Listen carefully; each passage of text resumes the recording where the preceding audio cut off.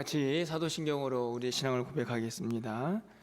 전능하사 천지를 만드신 하나님 아버지를 내가 믿사오며 그 외아들 우리 주 예수 그리스도를 믿사오니 이는 성령으로 잉태하사 동정녀 마리아에게 나시고 본디오 빌라도에게 고난을 받으사 십자가에 못 박혀 죽으시고 장사한 지 사흘 만에 죽은 자 가운데서 다시 살아나시며 하늘에 오르사 전능하신 하나님 우편에 앉아 계시다가 저희로서 산 자와 죽은 자를 심판하러 오시리라. 성령을 믿사오며 거룩한 공예와 성도가 서로 교통하는 것과 죄를 사하여 주시는 것과 몸이 다시 사는 것과 영원히 사는 것을 믿사옵나이다. 아멘. 우리 찬송가 497장입니다. 주 예수 넓은 사랑 찬양됩니다. 497장입니다.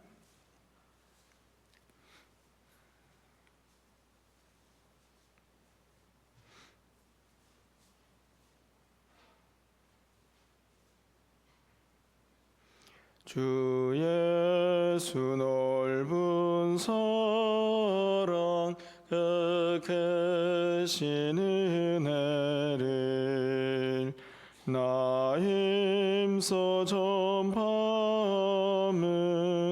참 기쁜 일일세. 주 예수 복된 말씀 생명과 진리요 내 맘의 갈급함을 다 채워주시네.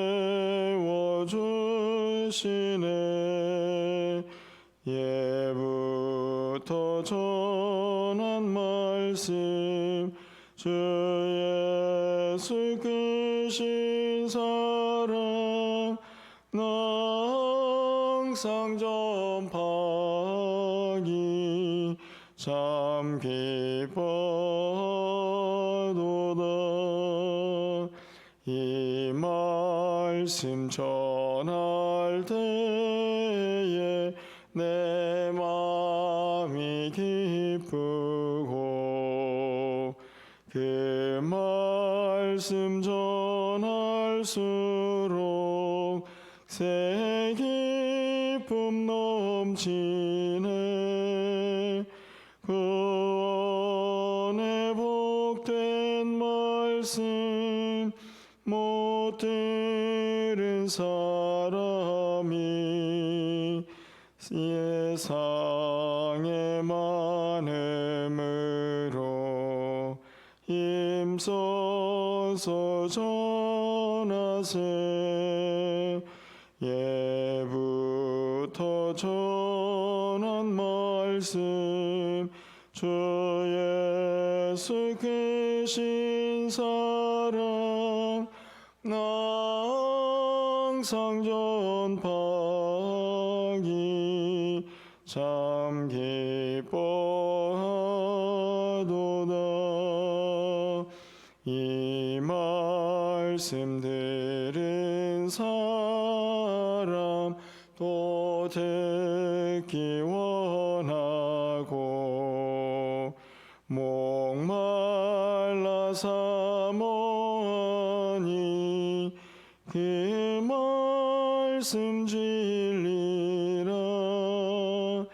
이 나라 영광 중에 나 부를 새 노래 예부터 좋아하던 이 말씀뿐일세. 예부터 전한 말씀 주 예수 크신 사랑 나 항상 전파하기 참 기뻐하도다.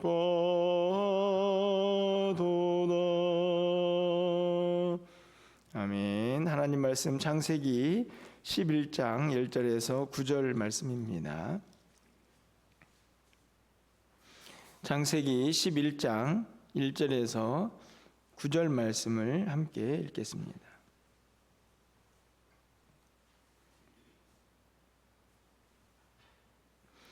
온 땅의 언어가 하나요 말이 하나였더라.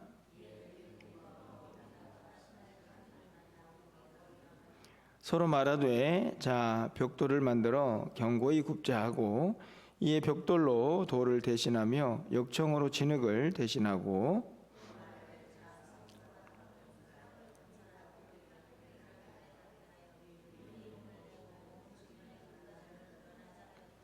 여호와께서 사람들이 건설하는 그 성읍과 탑을 보려고 내려오셨더라.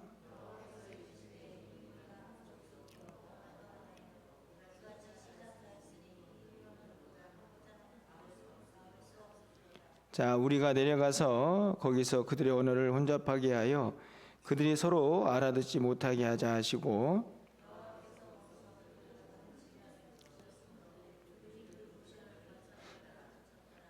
9절입니다. 그러므로 그 이름을 바벨이라 하니 이는 여호와께서 거기서 온 땅의 언어를 혼잡하게 하셨음이니라.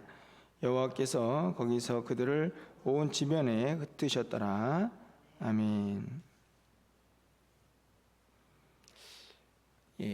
오늘 창세기 11장의 말씀은 또 한번 인간의 연약함을 또 그대로 드러내는 우리가 너무나 잘 아는 바벨탑 사건을 이제 기록을 하고 있습니다.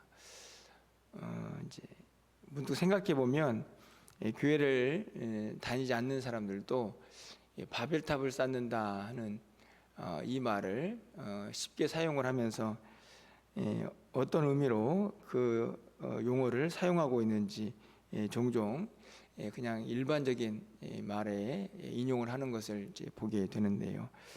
그만큼 아마 인류 역사에서 또 한 번 인간이 죄를 짓는 엄청난 사건이 아닌가 그렇게 여겨집니다. 에덴 동산에서 아담과 하와가 하나님의 말씀에 불순종하는 그런 죄를 짓고 쫓겨났다 하면 11장에 있는 이 바벨탑 사건은 장소로 옮겼을 뿐 인간의 연약함을 이제 그대로 드러내면서 조금 더 집단적으로 하나님 앞에 대적하는 모습은 아닌가 하는 생각을 가져보게 됩니다. 그 이유를 성경은 말이다 이렇게 이야기를 하죠. 1절 말씀 보면 온 땅의 언어가 하나요 말이 하나였더라. 말이 인간에게 주어진 것은 의사소통을 위한 어떻게 보면 하나님께서 특별히 하나님의 형상대로 지음을 받은 사람에게 주신 특별한 은혜가 아닌가 생각이 드는데요. 이 말을 통해서 결국 그들은 죄를 짓는 악한 모습을 보게 됩니다. 항상 인간에게 주어진 은혜가 어떤 면에서는 오히려 독이 되는 모습들을 항상 보는 성경의 말씀들을 또 우리가 발견하게 됩니다. 분명히 언어가 하나고 말이 하나였다. 얼마나 좋습니까? 온 인류가 하나에서 나왔다는 것을 증명하는 것이기도 하지만 그렇게 서로가 다 말이 통하고 의사소통이 되는 그런 상황이 얼마나 큰 은혜인가 생각이 드는데 오히려 그 은혜가 그들에게 죄를 짓는 도구가 되고 있음을 보게 됩니다. 3절 말씀을 보면 서로 말하되 이렇게 되어 있죠. 마치 의도적으로 하나님께서 우리에게 깨닫게 하시는 말씀처럼 말이 문제가 있다, 그것이 죄를 짓는다 하는 것을 3절에서도 드러내듯이 서로 말하되 이렇게 되어 있고 4절에서도 또 말하되 이렇게 되어 있습니다. 당연히 말을 해서 뭔가 의견을 모았을 텐데 성경은 그것을 구체적으로 서로 말하되 이렇게 반복해서 기록하고 있는 것이죠. 그들은 서로 말하면서 이렇게 이야기합니다. 야, 우리가 벽돌을 잘 만들어 가지고 저기 올라가자, 이렇게 이야기를 하는 거죠. 4절 말씀에 보면 그들의 엄청난 죄악을 이제 볼 수가 있는데요. 성읍과 탑을 건설하여 그 탑 꼭대기를 하늘에 닿게 하여 우리의 이름을 내고 온 지면에 흩어짐을 면하자 하였더니 이렇게 기록이 됩니다. 그들이 서로 말을 합니다.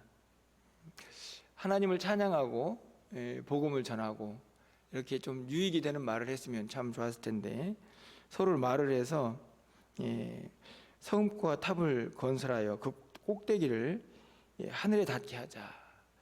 하늘에 닿자라는 말은 무엇을 의미할까요?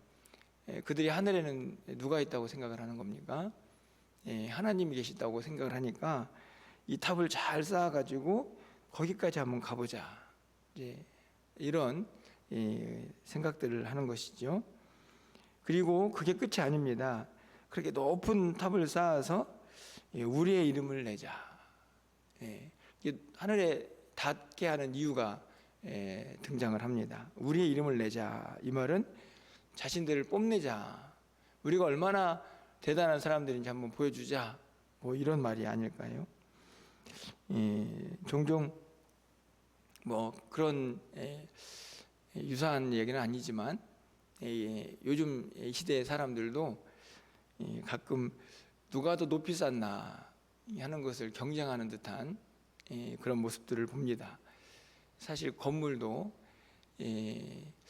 어느 나라에 가면 세계에서 가장 높은 빌딩이 있다 이런 말 듣기 좋아하고, 건물만이 아니고 어떤 면에서 보면 물질도 많이 쌓고 싶고 학벌도 많이 쌓고 싶고, 어떤 면에서 보면 참 쌓기를 좋아한다 하는 생각이 드는 우리의 모습을 보게 되는데요. 어떻든지 간에 교만입니다.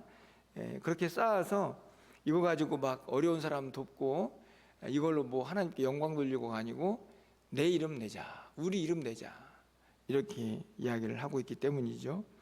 4절 말씀을 보면 후반절에 또 있습니다. 온 지면에 흩어짐을 면하자. 이게 단순해 보이지만 사실은 하나님께서 땅에 충만하라, 땅을 정복하라, 그러려면 어떻게 합니까? 흩어져야 하거든요.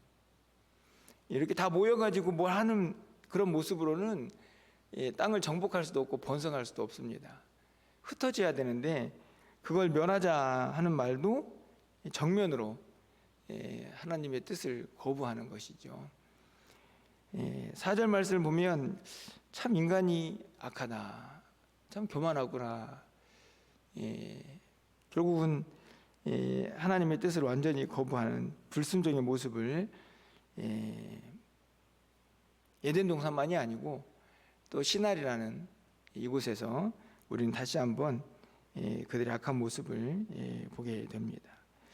결국에는 인간이 얼마나 연약한 존재인지, 틈만 나면 이 죄의 지배를 받아버리는 이 연약한 모습들을 우리가 보게 되는데요. 어제 수요예배도 말씀을 드렸지만 우리가 육체의 욕심을 제어해야 하는 이 영적 싸움을 멈출 수 없는 이유가 바로 여기 있지 않나 하는 생각이 듭니다. 참 하나님께서 이 악한 백성들을 보면서 이제 하나님의 방식으로 심판을 하시죠. 5절 말씀을 좀 가서 보시면 여호와께서 사람들이 건설하는 그 성읍과 탑을 보려고 내려오셨다. 이 말씀도 그냥 단순한 말씀은 아닙니다. 인간은 지금 어떻게 하고 있습니까? 하늘에 닿겠다고 올라가고 있죠. 하나님께서는 근데 내려오십니다. 네가 굳이 안 올라가도 내가 너희들을 언제든지 만날 수 있는 사람이다, 존재다 하는 것을 보여주고 있는 거죠. 인간은 높이 쌓아서 하늘에 닿자 하고 올라가고 싶어 하지만 하나님은 안 계신 곳이 없기 때문에 언제든지 우리가 만날 수 있는 분이라는 것을 이 내려온다라는 표현을 통해서 우리에게 가르쳐 줍니다. 7절 말씀을 가서 보실까요? 여기에서도 자 이렇게 되어 있죠. 자, 이건 서로 이제 이야기하는 겁니다. 그래서 우리가 내려가서 여기서 우리는 이제 가장 중요한 삼위일체 하나님의 흔적을 나타내는 그런 단어로 우리가 이해를 하는데요. 저기 3절에 보면은 거기서도 서로 말하되 자, 뭔가 여러 사람들이 마음을 모을 때 쓰는 단어 아닙니까? 4절에서도 자, 그런데 하나님도 자, 우리가 마치 이 자라는 용어를 어떤 곳에 사용해야 하는지를 보여주는 것 같습니다. 마음을 모으고 힘을 모아서 하나님을 대적하는 데 사용하는 것이 아니라 그렇게 마음을 모아서 함께 하나님을 위하여 일하는 사람들이 되기를 바라는 마음이 담겨 있지 않나 하는 생각이 드는데요. 그리고 하나님의 심판은 아주 명쾌하죠. 1절에서 그들이 하나였다, 말이 하나였다, 이렇게 하나님께서 말씀을 하고 있는 것처럼 결국에는 그 언어가 다시 흩어지는 그런 안타까움을 맞이하게 됩니다. 8절 말씀을 보면 여호와께서 거기서 그들을 온 지면에 흩으셨으므로 그들이 그 도시를 건설하기를 그쳤더라. 그들의 연합을 이제 깨뜨리는, 말을 혼잡하기 위해서 그들을 흩으시는. 그런데 아까도 말씀드린 것처럼 흩어지는 것은 하나님의 뜻입니다. 땅을 정복해야 하니까. 그래서 그곳을 이제 흩었다, 나눴다 하는 의미로 바벨 이렇게 기록을 하게 되죠. 결국 오늘 이 이야기는 너무나 잘 알고 있지만 하나님께서 은혜로 주신 그 말을 엉뚱한 곳에 사용한 인간에 대한 하나님의 분명한 심판의 메시지를 전하고 있는 것을 보게 됩니다. 그런데 우리가 너무나 잘 알고 있는 것처럼 이렇게 흩어진 상태로 모든 것이 끝난다 하는 것은 아니죠. 여러분, 이 흩어진 언어가 언제 다시 한번 모여지게 됩니까? 이 흩어진 언어, 그리고 흩어진 사람들, 흩어진 마음들이 무엇을 통해서 모일 수 있을까? 이렇게 흩어져 버린 창세기 11장의 인간의 연약함을 하나님께서 다시 모으시는 사건이 등장을 하죠. 바로 여러분이 잘 알다시피 사도행전 2장에 있는 오순절 성령 강림 사건입니다. 오순절 성령 강림은 단순히 성령님이 역사하셨다가 끝이 아니고 결국 그 사건을 통해서 온 세계에 복음이 흩어지는 역사를 경험하게 되죠. 복음이라는 어떻게 보면은 새로운 언어, 인간이 죄악에 가득해서 서로에게 악을 행하고 소망이 없는 그들에게 산 소망을 전하는 새로운 언어입니다. 좋은 소식, 그게 복음이니까요. 그것도 말이죠. 소식이니까. 그 일을 행하는 사건이 바로 사도행전 2장에 나와 있습니다. 그것의 가장 핵심은 다시 흩어져 버린 말을 하나로 묶는 것이죠. 여러분, 사도행전에서 이 오순절 성령 강림에서 가장 중요한 사건 중에 하나가 바로 이 말입니다. 제가 말씀을 읽어드리면 사도행전 2장 4절의 말씀 보니까 그들이 다 성령의 충만함을 받고 성령이 말하게 하심을 따라 다른 언어들로 말하기를 시작하니라. 지금 모여있는 사람들은 유대인들인데 그들이 성령의 충만함을 받아서 성령이 말하게 하심을 따라서 분명하죠. 성령이 그 언어를 지배합니다. 이 창세기 11장은 인간의 악함이 그들의 말을 지배하지만 성령이 말하게 하심을 따라서 다른 언어들로 말을 합니다. 그들은 알지 못하는 아마 그런 상황이었겠지만 히브리 말을 하는 게 아니고 그 지역에 있는 그곳에 모여든 다른 이방 사람들의 말로 그들이 기도를 하고 있습니다. 8절 말씀에 보면 이방인들이 이렇게 이야기하죠. 우리가 우리 각 사람이 난 곧 방언으로 듣게 되는 것이 어찌 됨이냐. 마치 동시 통역기를 끼고 있는 것처럼 각 나라에서 온 사람들이 자기 나라 말로 그들의 말하는 것을 듣습니다. 어마어마한 사건이죠.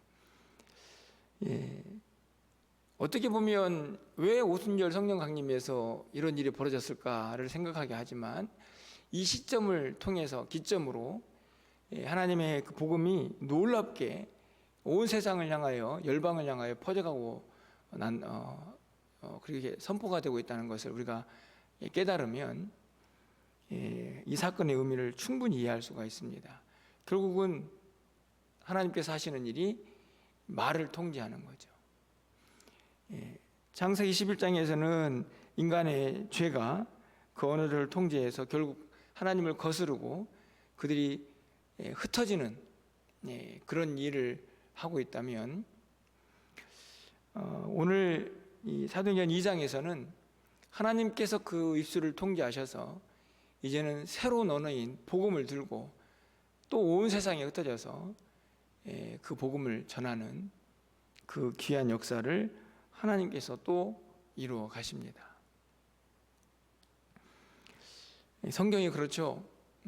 인간은 한없이 끊임없이 죄를 범하지만 그 인간을 계속 부추기고 사용해서 하나님의 뜻을 이루어 가시는 하나님의 마음, 그것이 성경에 가득 담겨져 있다 하는 것을 오늘 이 창세기 11장에 있는 모습을 통해서도 다시 한번 깨달아 보게 됩니다. 오늘 말씀을 통해서 우리가 또 오늘 하루 얼마나 많은 말을 하면서 살아갈까 하는 생각을 갖게 되는데요. 물론 뭐 사람의 성향에 따라서 많은 말을 하는 사람도 있고 말수가 좀 적은 사람도 있겠지만, 중요한 것은 오늘 우리의 입술이 어떤 말을 하느냐, 이게 너무나 중요한데 그것은 결국 누구의 통제를 받느냐 하는 것에서 판결이 난다, 이렇게 생각이 듭니다. 결국 우리의 죄악된 본성, 육체의 욕심대로 우리의 입술이 통제가 되면 그것이 악을 행하는 입술이 되겠지만, 성령의 말하게 하심을 따라 그들이 기도했던 이 오순절 성령 강림에 그곳에 있던 사람들의 입술이 된다면 우리는 주변의 많은 사람들에게 생명을 전하는 입술이 될 줄 믿습니다. 오늘 간절히 바라기는 우리 모두가 성령의 인도하심을 따라 말하고 그분이 원하시는 말들을 전할 수 있는 하나님의 사람들로 하루를 살아갈 수 있기를 간절히 소망합니다. 결국 우린 연약해서 어떠든지 간에 말을 하면서 살아가지만 그 말이 우리의 죄성을 드러내는 말이 아니라 위로하고 격려하고 또 더 나아가서는 하나님의 위대하심을 마음껏 선포하면서 누군가를 살리는 생명의 언어를 사용하는 오늘 한 날의 우리 모두의 삶이 되시기를 주님의 이름으로 간절히 축원합니다. 기도하겠습니다. 사랑의 하나님, 인간은 서로 말하면서 자, 우리가 하나님을 거역해보자, 우리를 드러내보자 끊임없이 교만하지만 하나님께서는 그 가운데에서도 하나님의 뜻을 이루어 가시며 마침내 또 한 언어를 사용할 수 있는 놀라운 역사를 또 사도행전에서 우리에게 보여주신 하나님을 다시 한번 기억합니다. 오늘 새벽을 깨워서 기도하는 사랑하는 성도들의 입술을 성령 하나님께서 주장하여 주시사 성령의 말하게 하심을 따라 말할 수 있는 우리 모두가 되게 하여 주시옵소서. 오늘도 우리의 입술이 하나님께서 주장하시고 역사하시사 생명의 언어를 말하게 하시고 복음을 전하게 하시고 살리는 말을 하는 귀한 입술이 되게 하여 주시옵소서. 하나님을 찬양하고 하나님의 위대하신 일들을 선포하며 많은 사람들에게 귀한 은혜를 나누는 우리의 입술이 되게 하여 주시옵소서. 그렇게 한날 하나님 앞에 온전히 붙들림 받으여 우리의 발과 우리의 손과 우리의 입술과 우리의 모든 육체가 하나님께 아름답게 쓰임받는 도구로 사용되게 하여 주시옵소서. 내일부터 우리 유초동부가 성경학교를 시작합니다. 하나님 은혜 충만하게 모든 일정들이 잘 진행되게 하여 주시고 날씨도 주관하시고 모든 행사도 주관하셔서 하나님의 크신 뜻이 온전히 이루어지게 하여 주시옵소서. 오늘 사랑하는 성도들이 기도하오니 하늘문을 활짝 열어주시고 말씀하여 주시고 깨닫게 해주시고 결단케 해주셔서 오늘도 주님과 동행하기에 부족함이 없는 한 날 되게 하여 주시옵소서. 연약한 자들에게 새 힘을 부어주시고 아버지 하나님 저들의 마음도 담대하게 결단하게 하시며 주의 뜻을 이루어가는 한 날 되기를 간절히 소망하고 예수 그리스도의 이름으로 기도합나이다. 아멘. 오늘도 말씀